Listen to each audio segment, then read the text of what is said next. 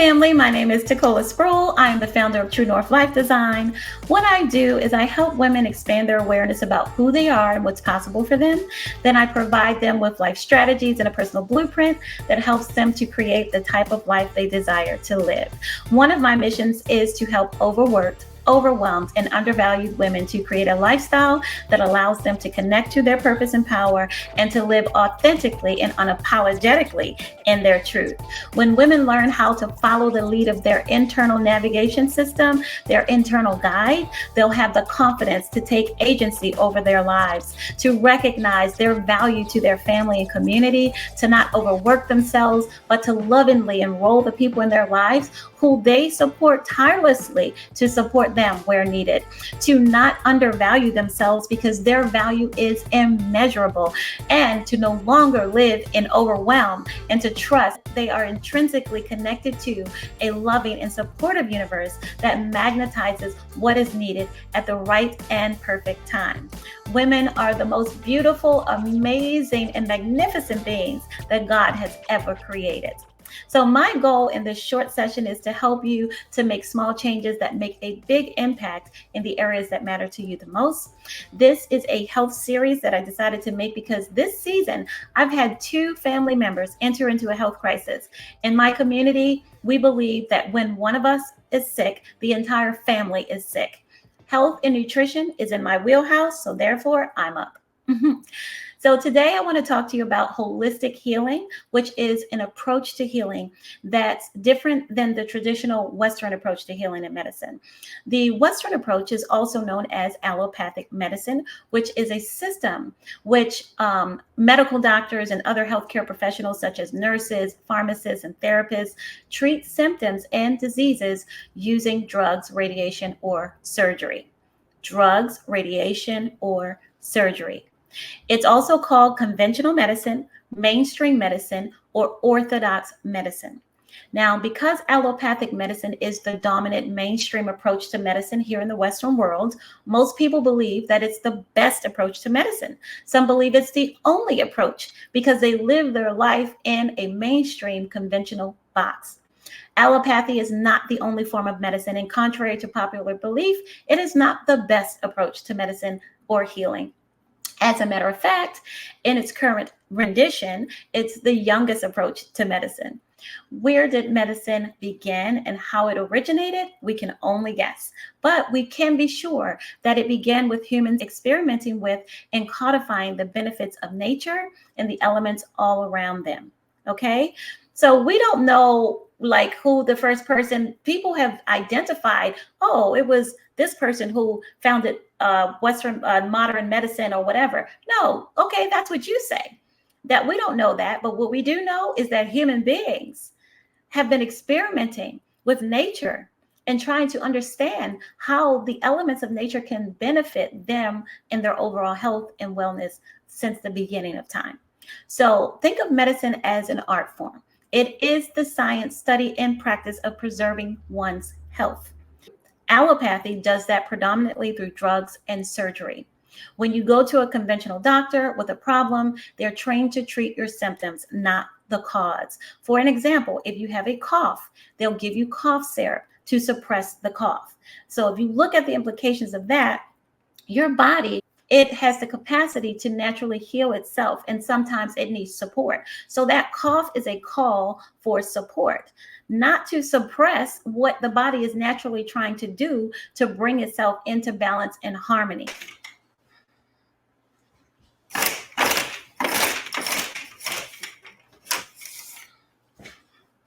Oh gosh.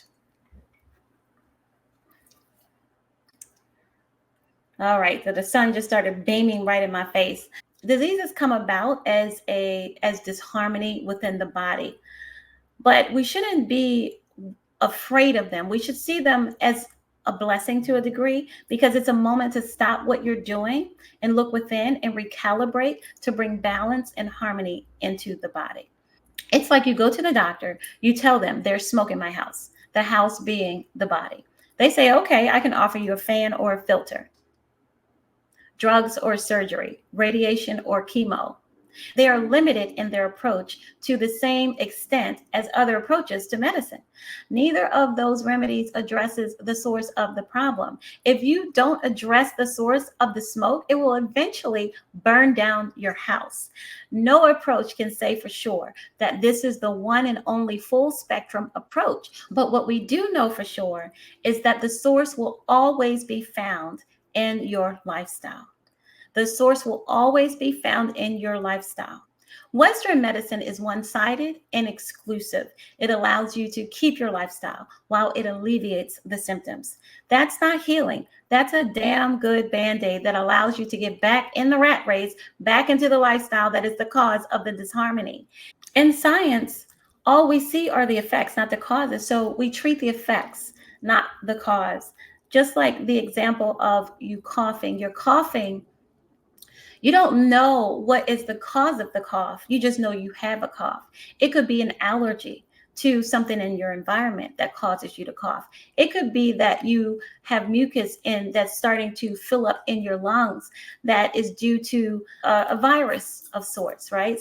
What you would have to do is look at the other constellation of symptoms to know, okay, we're going to look in the direction of the heart, or to know that we're going to look in the direction of a virus in the lungs, or to know that we're looking in the direction of an allergy. You have to look at the constellation of the other symptoms that come with the main symptom. And that can be the guiding path that we can start to explore. So these doctors are guessing, they're exploring. There is that science is not, it is theoretical. It is not a perfect science, but that exists in all forms of medicine, in all of the art forms.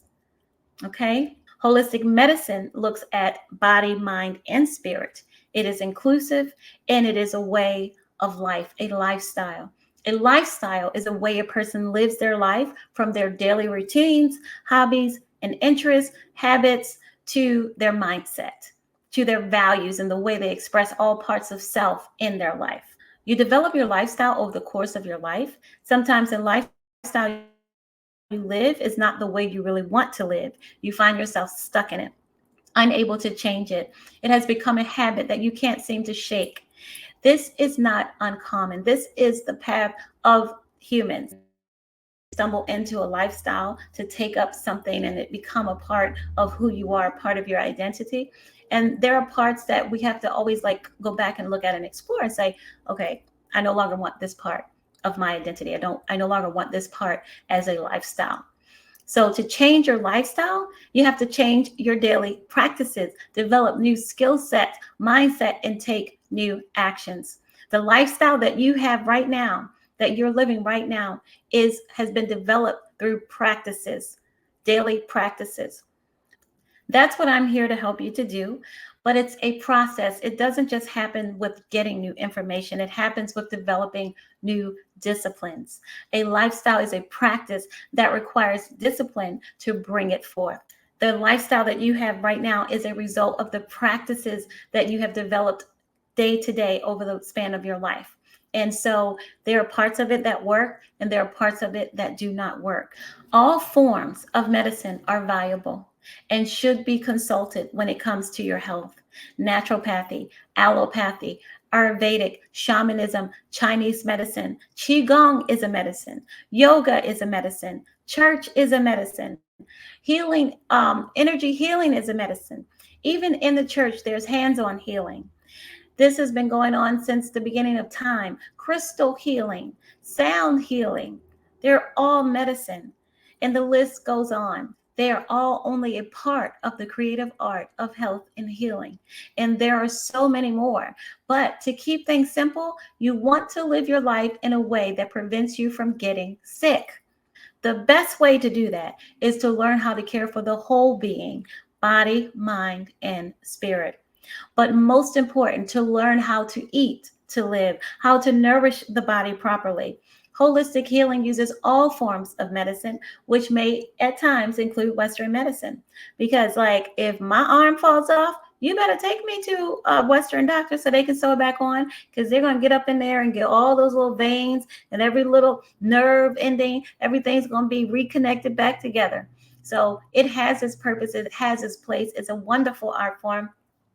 Naturopathic is a wonderful art form. Ayurvedic, Chinese, shamanic. It's a wonderful art form and they all help to bring the body back into harmony. With holistic healing, you're not just treating symptoms, you're treating the whole person, body, mind, and spirit. This is what is meant by holistic healing. The current approach to medicine today is problematic for many reasons, but the biggest reasons is the distracting rhetoric that Western medicine is superior and more advanced. Yet we have the highest rates of preventable diseases, higher than many underserved countries around the world. Please make that make sense to me. Why is it that we are number 4, number 5, something like that on the list of first world countries with the highest rates of cancer, heart disease, mental illness, diabetes, preventable diseases? In the countries that are ahead of us, you ain't never heard of them.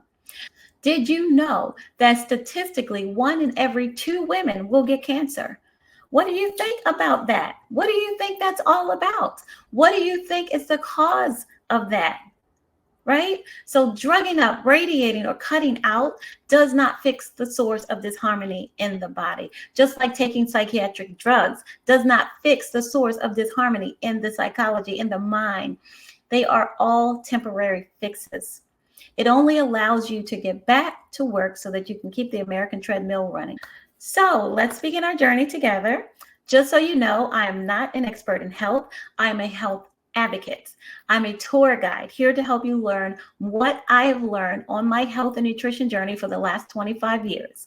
My hope is that I will inspire you to take your own health journey, to be your own health advocate, and to set you out on your course to discover a lifestyle of health for yourself. I care for my 5 children's health.